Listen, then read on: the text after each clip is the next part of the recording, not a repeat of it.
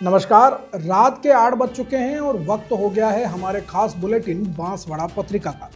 आप देख रहे हैं बीबीसी राजस्थान और मैं हूं आपके साथ हेमंत पाठक राही। चलिए शुरुआत करते हैं आज की सबसे बड़ी खबरों से। डालते हैं एक नजर आज की सुर्खियों पर। मेतवाला में खेल का जुनून छाया, विवाद, दर्द और जीत का जश्न मनाया। चंदू का गढ़ा में धूमधाम से निकला रथोत्सव। पर्युषण पर्व के समापन पर सकल जैन समाज ने किया आयोजन। आदि कर्मयोगी अभियान से 1030 गांवों का होगा विकास, जनजाति समुदाय के लिए की गई योजना।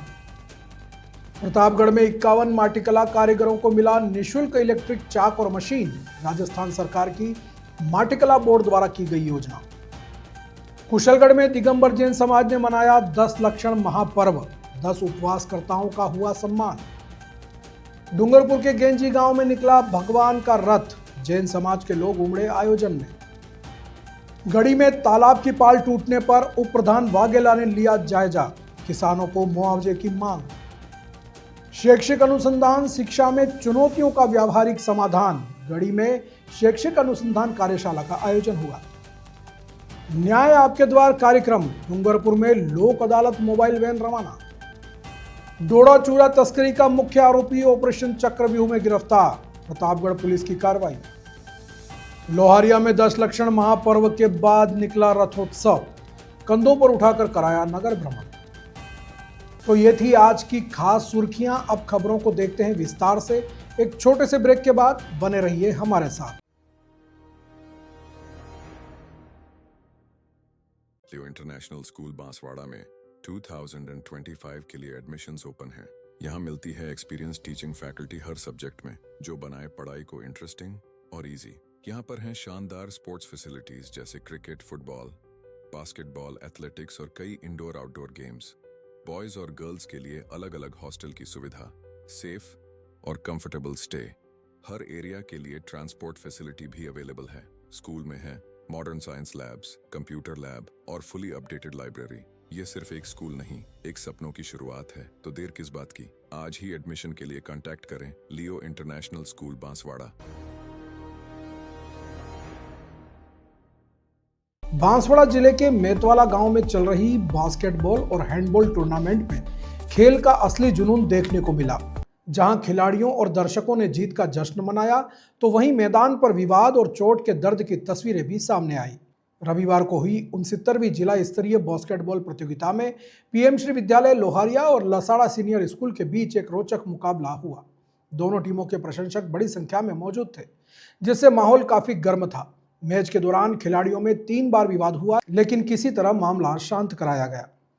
मैच के अंतिम 2 मिनट में लोहारिया की टीम 1 पॉइंट से आगे थी, लेकिन लसाड़ा ने आखिरी क्षणों में 2 पॉइंट लेकर मैच जीत लिया। जीत के बाद दोनों टीमों के प्रशंसक आमने सामने आ गए, जिससे विवाद की स्थिति पैदा हो गई। इस दौरान गांव के ग्रामीणों, जिसमें नवनीत दवे, पीयूष सोलंकी और खुशवंत आर्य शामिल थे, ने तुरंत हस्तक्षेप कर मामले को शांत कराया। सोमवार को हुए हैंडबॉल मैच के दौरान भी विवाद हुआ। उम्मेदगढ़ी बागीदोरा सरेड़ी भिलान के बीच मैच के दौरान उम्मेदगढ़ी टीम के किसी दर्शक ने लड़कियों के साथ अभद्रता की, जिसका सरेड़ी भिलान टीम के नीलेश गरासिया ने कड़ा विरोध किया। एक बार फिर ग्रामीणों ने बीच बचाव कर मामले को हाथापाई तक पहुंचने से रोका। ग्रामीणों ने सभी से आपसी भाईचारे से खेलने की अपील की। इस टूर्नामेंट में 3 दिनों तक बारिश ने भी बाधा डाली, लेकिन खिलाड़ियों और दर्शकों का उत्साह कम नहीं हुआ। सोमवार को मौसम साफ रहने के कारण हैंडबॉल के सभी मैच संपन्न हुए। लोहारिया की छात्रा चारवी को चोट लगने के बावजूद उसने अपनी टीम के लिए खेलना जारी रखा। हालांकि मेतवाला ने यह मैच जीत लिया, जिसके बाद दर्शकों ने जीत का जमकर जश्न मनाया। पालोदा राजकीय उच्च माध्यमिक विद्यालय की अंडर 17 और अंडर 19 टीमों की बेहतरीन प्रदर्शन किया, जिससे अंडर 17 की टीम फाइनल में पहुंच चुकी है। इस पूरे आयोजन के दौरान जहां पुलिस को बुलाना पड़ा, तो वहीं केवल कांस्टेबल की सुरक्षा के बीच मैच हो पाए। ग्रामीणों का कहना है कि यह कई दिनों से इस प्रतियोगिता के सफल आयोजन में लगे हुए हैं और वे नहीं चाहते कि किसी भी तरह का विवाद हो। टूर्नामेंट के दौरान 3 दिनों तक बारिश हुई, लेकिन खिलाड़ियों और दर्शकों का जोश बरकरार रहा। पर्युषण महापर्व के समापन पर बांसवाड़ा जिले के चंदू का गढ़ा गांव में सकल जैन समाज द्वारा 2 दिवसीय रथोत्सव का भव्य आयोजन किया गया। यह कार्यक्रम पूज्य राष्ट्र संत आचार्य सुनील सागर महाराज के शिष्य क्षुल्लक सुमित्र सागर महाराज और क्षुल्लक सुप्रकाश सागर महाराज के पावन सानिध्य में संपन्न हुआ। इस अवसर पर जैन समाज के लोगों ने पूरे उत्साह और भक्ति के साथ धार्मिक कार्यक्रमों में हिस्सा लिया। भगवान नेमिनाथ स्वामी, भगवान शांतिनाथ स्वामी के भव्य समवसरण को चांदी और लकड़ी के रथ में सजाकर जुलूस निकाला गया। श्रद्धालु नाचते गाते हुए आगे बढ़ रहे थे, जिससे पूरा माहौल भक्तिमय हो गया। रथोत्सव के दौरान श्रीपाल समाधिया परिवार ने भगवान नेमिनाथ स्वामी की और नरेंद्र शाह परिवार ने भगवान शांतिनाथ स्वामी की महाआरती महाशांति धारा की। कार्यक्रम में तलवाड़ा, बांसवाड़ा, साबला, घाटोल और गंडोड़ा से भी बड़ी संख्या में समाजजन शामिल हुए। क्षुल्लक सुमित्र सागर महाराज ने सभी से धार्मिक आयोजनों में बढ़ चढ़कर हिस्सा लेने और सबके प्रति दया व करुणा का भाव रखने का आह्वान किया। इस अवसर पर नेमिनाथ स्वामी के समवसरण से आम्रफल का लाभ धनपाल समाधिया परिवार ने लिया। आरती मनीषा परिवार, चंद्रकांत टाली परिवार और जितेंद्र पचोरी परिवार ने उतारी। रविवार रात को भजन संध्या में देर रात तक गरबा और भक्ति नृत्य पर भगवान की आराधना की गई।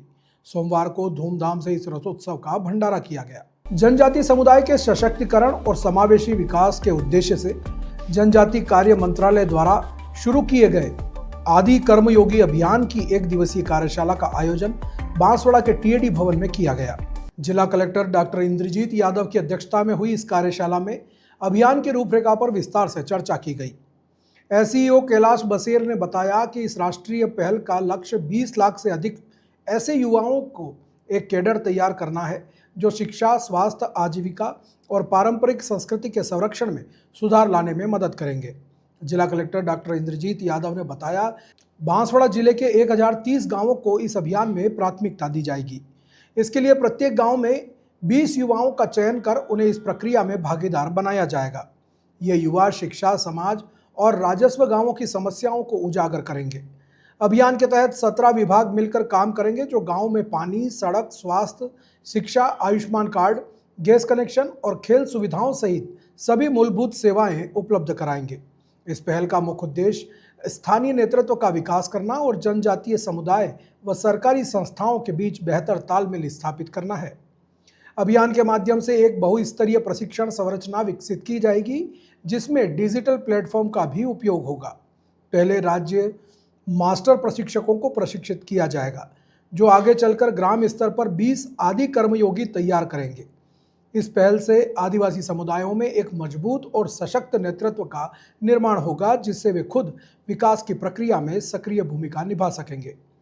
कलेक्टर ने अधिकारियों को गांवों की समस्याओं का रिपोर्ट कार्ड बनाकर उच्च अधिकारियों को भेजने के निर्देश दिए हैं। इस अभियान से जनजाति क्षेत्र के बच्चों की शिक्षा और किसानों की समस्याओं का भी समाधान प्राथमिकता से किया जाएगा। भारत सरकार की मिनिस्ट्री ऑफ ट्राइबल अफेयर्स की तरफ से आदि कर्मयोगी अभियान चलाया जा रहा है, तो उसी के संदर्भ में आज हमारे जो जिला स्तर के अधिकारी हैं उन सब का ब्रीफिंग सेशन रखा गया था कि अभियान की रूपरेखा कैसे रहेगी, अभियान का उद्देश्य क्या है और किस तरीके से इसको धरातल पर संचालित किया जाना है, ताकि हमारा जो धरती आबा ग्राम उत्कर्ष अभियान है उसको और बेहतर तरीके से हम हमारे इस आदिवासी अंचल में संचालित कर सकें और विकास के जितने भी गैप हैं डेवलपमेंट संबंधी उनको चिन्हित करके पहली प्राथमिकता उनको पूर्ण करने में दी जाए। सर, कितने गांवों का बांसवाड़ा जिले में थे? अभी स्टेज में 1030 गांव जहां पे 50% से ज़्यादा ट्राइबल पॉपुलेशन है उनको चिन्हित किया। प्रतापगढ़ में राजस्थान सरकार के माटी कला बोर्ड द्वारा आयोजित एक समारोह में 51 माटी कला कारीगरों को निःशुल्क इलेक्ट्रिक चाक और मिट्टी गूंथने की मशीन वितरित की गई। यह कार्यक्रम आत्मनिर्भर भारत अभियान को बढ़ावा देने और पारंपरिक हस्तकला को आधुनिक तकनीक से जोड़ने के उद्देश्य से आयोजित किया गया था। अरनोद रोड स्थित अंबेडकर भवन में आयोजित इस समारोह के मुख्य अतिथि नगर परिषद सभापति राम कन्या प्रहलाद गुर्जर थे। कार्यक्रम की अध्यक्षता प्रजापत समाज के जिला अध्यक्ष हीरालाल प्रजापत ने की और विशिष्ट अतिथि के रूप में जयपुर से आए राजस्थान सरकार के प्रतिनिधि रोहित चौधरी उपस्थित थे। इस अवसर पर सभापति और मास्टर ट्रेनर राम कुमार प्रजापत व जगदीश प्रजापत ने कारीगरों को संबोधित किया। उन्होंने सभी से मिट्टी के बर्तनों का निर्माण कर आत्मनिर्भर बनने का आह्वान किया। कार्यक्रम में प्रजापत समाज के कई वरिष्ठ युवा और पदाधिकारियों ने अपने विचार व्यक्त किए। मैं गांव गलौदा जागीर से आई हूँ। मेरा नाम सपना है और हमने सरकार से मांग की थी तो हमारी आज मांग पूरी हो रही है। हमें इलेक्ट्रॉनिक चाक और मिट्टी गूंथने की मशीन दी जा रही है, जिससे हम घर पर ये मिट्टी बनाने के सामान बनाएंगे। क्या इसका क्या फायदा है? हमारे फायदे ये है कि हम ये सब बनाएंगे तो यहाँ बाजार में बेचने के लिए, जो हमारे घर के लिए ठीक रहेगा। राजस्थान सरकार के बजट घोषणा के अनुसार 25-26 में हम कुम्हार समाज ओबीसी से आते हैं और बहुत गरीब समाज हैं। सरकार ने हमारी सुनी है और हमारे पूरे घर वालों को और हम सबको पारिवारिक रिलीफ दी है और हम चाक घुमा घुमा के हमारे जो शारीरिक नुकसान होता है उससे हमें काफी रिलीफ मिली है। हमारे घर वालों को रिलीफ मिली है। ये मशीन गूंथने जो मिट्टी गूंथने की मशीन है, इससे हमें काफी रिलीफ मिलेगी। सरकार को हम बार बार धन्यवाद देना चाहेंगे और भजन लाल जी सरकार को और राजस्थान सरकार की ओर से माटी कला के बैनर तले 10 दिवसीय प्रशिक्षण के बाद आज इनको सबको माटी कला के तहत जो चाक और मशीन वितरण की जा रही है,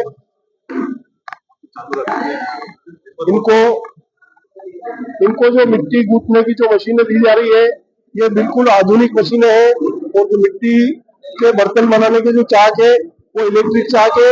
आज के जमाने के हिसाब से, आधुनिक युग के हिसाब से ये मशीनें इनको वितरण की जा रही है सरकार की ओर से। अब आज के जमाने में आज अपने देश पे मोदी जी ने जो एक नारा दिया है स्वदेशी अपनाओ, तो हमारे प्रजापति समाज के ऊपर ये बहुत बड़ा भार आया है कि हमें स्वदेशी सामानों का ज्यादा से ज्यादा उत्पादन करना है और पूरे भारत में उनका वितरण करना है। अपन स्वदेशी के लिए प्रजापति समाज भी एक सरकार का मूल तरह से अपनी तरफ से पूरा सहयोग देता है और मैं चाहता हूं कि हमारा भारत भी स्वदेशी वस्तुओं को अपनाए और आगे बढ़े। बांसवाड़ा पत्रिका में एक छोटा सा विराम, जल्द लौटते हैं कुछ और अहम खबरों के साथ। देखते रहिए बीबीसी राजस्थान। लियो इंटरनेशनल स्कूल बांसवाड़ा में 2025 के लिए एडमिशन्स ओपन हैं। यहाँ मिलती है एक्सपीरियंस टीचिंग फैकल्टी हर सब्जेक्ट में, जो बनाए पढ़ाई को इंटरेस्टिंग और इजी। यहाँ पर हैं शानदार स्पोर्ट्स फैसिलिटीज जैसे क्रिकेट, फुटबॉल, बास्केटबॉल, एथलेटिक्स और कई इंडोर आउटडोर गेम्स। बॉयज और गर्ल्स के लिए अलग अलग हॉस्टल की सुविधा, सेफ और कंफर्टेबल स्टे। हर एरिया के लिए ट्रांसपोर्ट फैसिलिटी भी अवेलेबल है। स्कूल में है modern science labs, computer lab और फुली अपडेटेड लाइब्रेरी। ये सिर्फ एक स्कूल नहीं, एक सपनों की शुरुआत है। तो देर किस बात की, आज ही एडमिशन के लिए कांटेक्ट करें लियो इंटरनेशनल स्कूल बांसवाड़ा। ब्रेक के बाद एक बार फिर आपका स्वागत है बांसवाड़ा पत्रिका में। बढ़ते हैं आगे की खबरों की ओर। दिगंबर जैन समाज कुशलगढ़ ने अपने सबसे पवित्र पर्व पर्युषण पर्व को धूमधाम से मनाया। इस अवसर पर 10 उपवास करने वाले तपस्वियों का विशेष सम्मान किया गया, जिसके लिए नगर में एक भव्य जुलूस निकाला गया। 20 पंथी समाज के अध्यक्ष जयंतीलाल सेठ ने बताया कि 10 लक्षण महापर्व के समापन पर 10 उपवास करने वाले सम्यक सेठ, मेगा सेठ, रूपल सेठ, स्पर्श सेठ, सोनल कोठारी, प्रीत सिंघावत, संगीता तलवाड़िया सहित सभी तपस्वियों का अभिनंदन जुलूस निकाला गया। यह जुलूस नगर के प्रमुख मार्गों से होते हुए सभी उपवासकर्ताओं के घर श्री जी अभिषेक करता हुआ नवकार गार्डन पहुंचा, जहां पारणा महोत्सव आयोजित किया गया। इस अवसर पर 10 लक्षण पर्व के पहले दिन उत्तम क्षमा धर्म पर प्रकाश डालते हुए पंडित अर्पित जैन शास्त्री ने कहा कि क्षमा का अर्थ मन, वचन और शरीर से किसी भी जीव के प्रति उत्पन्न हुए द्वेष, क्रोध और वैर भाव को समाप्त करना है। उन्होंने बताया कि क्षमा ही धर्म, शांति और आत्मा का सबसे बड़ा आभूषण है। कार्यक्रम के दौरान 20 पंथी समाज के अध्यक्ष जयंतीलाल सेठ, मंत्री हसमुख सेठ, 13 पंथी समाज अध्यक्ष बुद्धिलाल शाह और प्रदीप सेठ की ओर से स्वामी वात्सल्य का कार्यक्रम भी रखा गया। इसमें जैन समाज के महिला, पुरुष और बच्चों के साथ अन्य समाजों के लोग भी बड़ी संख्या में शामिल हुए। डूंगरपुर जिले के निकट गेंजी गांव में दिगंबर जैन समाज द्वारा पर्युषण पर्व के समापन पर रथ यात्रा निकाली गई। इससे पूर्व दिगंबर वासुपूज्य जैन मंदिर में गरबा की धूम रही। सुबह श्री जी का अभिषेक हुआ, जिसका लाभ समाज के अध्यक्ष कुलदीप कुमार महेश जैन ने लिया। इसके बाद जयदीप कुमार भंवरलाल परिवार ने श्री जी को चंदन लगाकर केसर चढ़ाया और महाआरती की। दिन में ढोल नगाड़ों के साथ भगवान का रथ निकाला गया और पूरे नगर में भ्रमण कराया गया। जगह जगह पुष्प वर्षा भी हुई। पुरुष सफेद रंग के कपड़ों में साफा पहने शामिल हुए तो महिलाएं एक जैसे वस्त्रों में गरबा खेलते हुए रथ यात्रा में शामिल हुई। नगर भ्रमण के बाद गांव के तालाब के पाल पर लक्ष्मी जी व हनुमान जी मंदिर के सामने महाआरती का आयोजन हुआ। महिला मंडल ने आरती उतारी। आयोजन में रथ का लाभ हर्षद कुमार विनोद कुमार परिवार ने लिया। मुख्य संयोजक अजय कुमार जयंतीलाल शाह थे। इसके साथ ही कार्यक्रम में राजेंद्र कोठारी, सूरजमल, सुरेश चंद्र जैन, धनपाल जैन आदि ने सहयोग किया। इसके बाद आयोजित समारोह में अध्यक्षता नागदा समाज अध्यक्ष महेश कुमार देवचंद परिवार ने की। गढ़ी प्रधान दशरथ सिंह वाघेलाल सोमवार को खेरन का पारड़ा गांव में तालाब के पाल टूटने की सूचना पर मौके पर पहुंचे। उन्होंने ग्रामीणों से मिलकर नुकसान की जानकारी ली और तत्काल गढ़ी तहसीलदार को इसकी सूचना दी। उप प्रधान वाघेला ने तहसीलदार से जल्द तालाब की पाल को दोबारा बनवाने के लिए कहा है ताकि ग्रामीणों को पानी की समस्या का सामना न करना पड़े। उन्होंने बताया कि तालाब में पानी न होने से गांव के हैंडपंप सूख जाते हैं, जिससे लोगों को काफ़ी परेशानी होती है। इसके अलावा वाघेला ने उन किसानों को पूरा मुआवजा देने की मांग की जिनकी फसलें तालाब की पाल टूटने से बर्बाद हो गई हैं। उन्होंने प्रशासन को चेतावनी देते हुए कहा कि यदि किसानों को जल्द राहत नहीं मिली तो कांग्रेस पार्टी आंदोलन करेगी, जिसकी पूरी जिम्मेदारी प्रशासन की होगी। खेरन का पाड़ा में आए हैं। 3 दिन पहले तालाब की पाल टूट जाने के कारण हमारे यहाँ गरीब किसान जो कि खेती से ही अपना परिवार चलाते हैं, उनकी फसल पूरी तरह से बर्बाद हो गई है। तकरीबन 500 से 700 बीघा जमीन में जो इन्होंने साल की खेती करी थी, पूरी फसल खत्म हो गई है। हम आज यहाँ पे देखा है, मैंने अभी तहसीलदार को तत्काल बात करी है। तहसीलदार साहब से मैंने कहा है आप यहाँ पे अविलंब गिरदावर, पटवारी, नायब तहसीलदार को भेजो और मौका कराओ, क्योंकि इनकी पूरी फसल खत्म हो चुकी है। एक तो उनका फसल का पूरा मुआवजा जो नुकसान हुआ उसकी भरपाई होनी चाहिए। नंबर 2, ये जो तालाब की पाल टूटी है हमारे यहाँ खेरन का पाड़ा में, इन लोगों के गांव में जो हेडपंप में जो पानी आता है वो तालाब में पानी भरा रहता है तो ही हेडपंप में पानी आता है।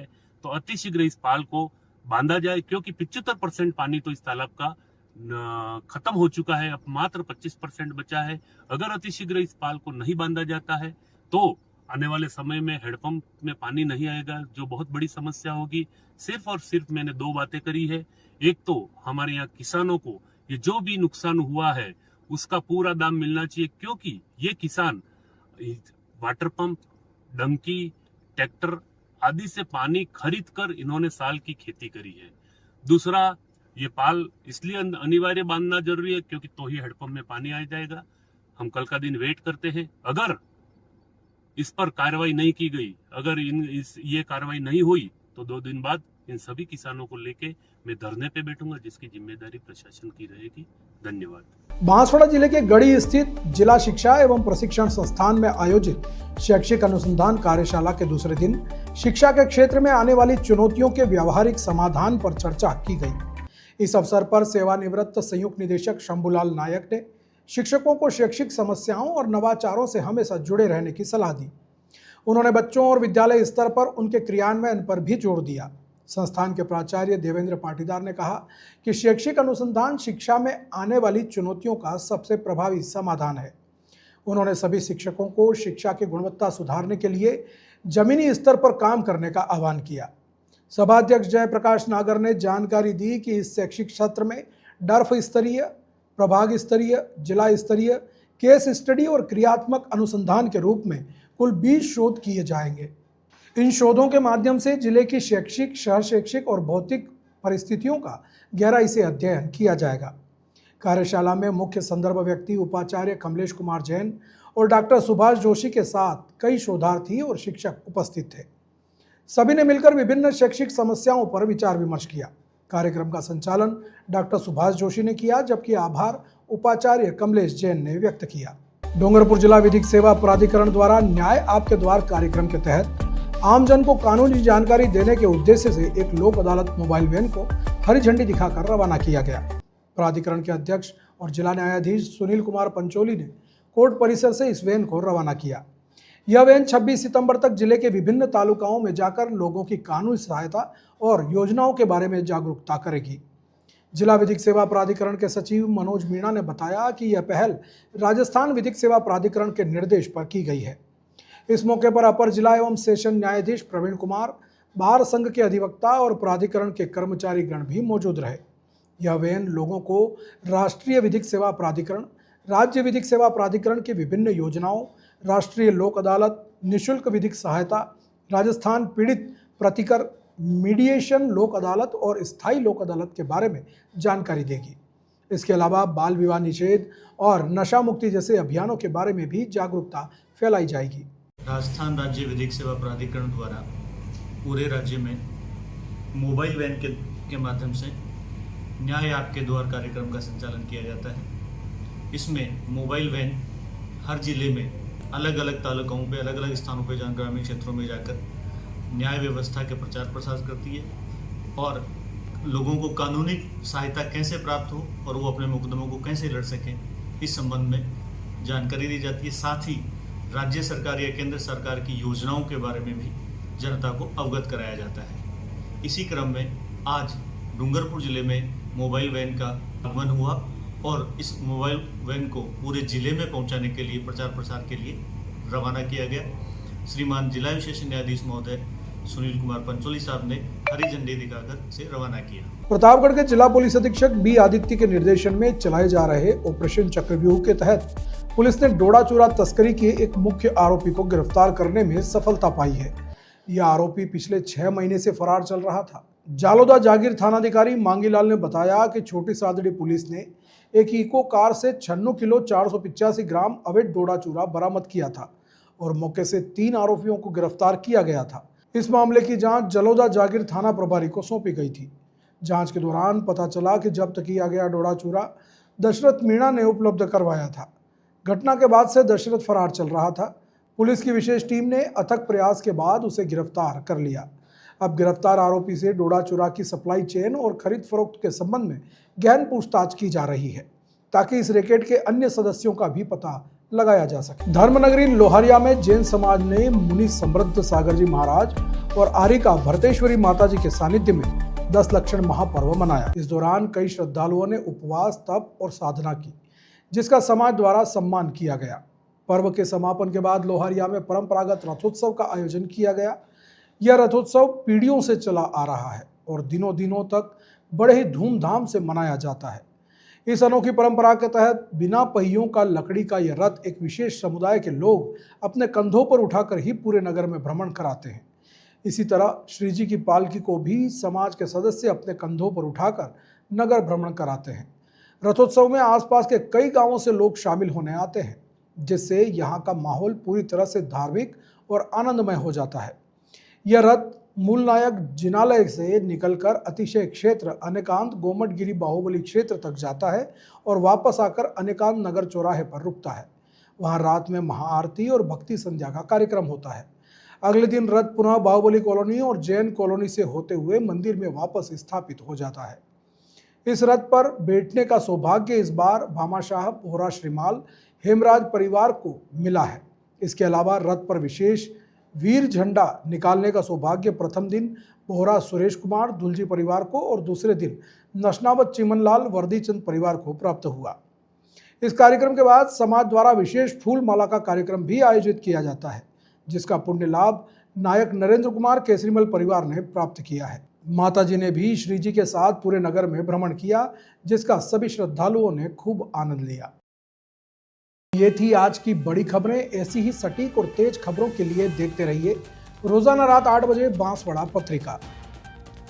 अगर आप भी अपने क्षेत्र, संस्था, समाज या संगठन की खबरें हमारे साथ साझा करना चाहते हैं तो हमसे संपर्क करें 9414102499 पर और प्रदेश की हर ताजा जानकारी के लिए सब्सक्राइब करें हमारे इंस्टाग्राम और यूट्यूब चैनल BBC राजस्थान को।